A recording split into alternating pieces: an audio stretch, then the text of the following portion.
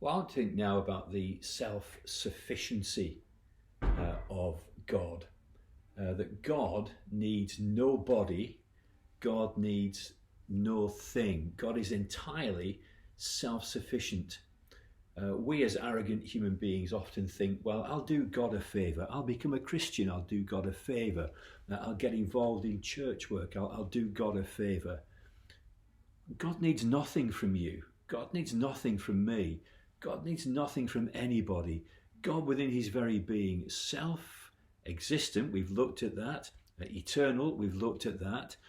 Self-sufficient, he needs nobody. He needs nothing. Quite unlike you and me. All creation and all creatures need things. Without things, I cease to exist. I am a needy person.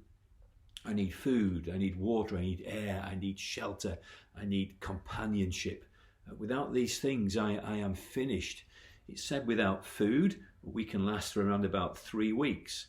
Without water, about 3 days. Without air, about 3 minutes. We need constantly.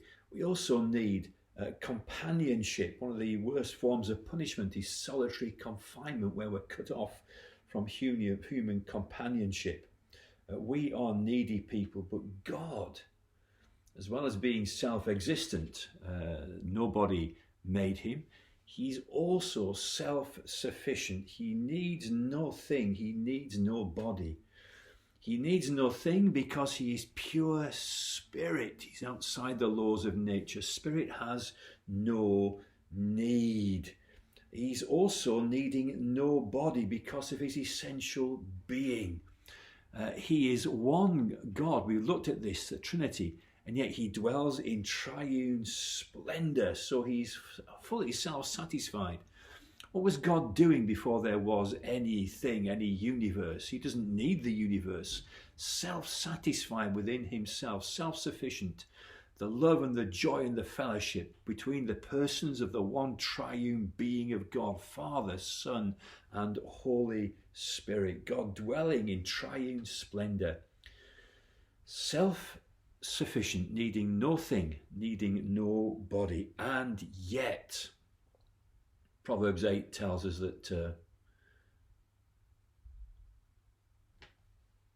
Jesus Christ, from the whole of eternity past, was delighting in his Father.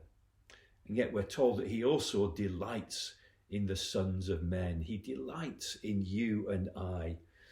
And in order to rescue us from our pitiful state, he comes into the world, he lives a perfect life, he dies our death, he rose again from the dead. And we, simply by trusting in him, as needy people, we need food, we need air, we need water, we need shelter, we need each other. But our most basic need is to know God, to have our sin dealt with. It happens in Jesus Christ. And when we trust Christ, we're brought into fellowship with the Father through the Son in the power of the Holy Spirit. But God, entirely self-sufficient.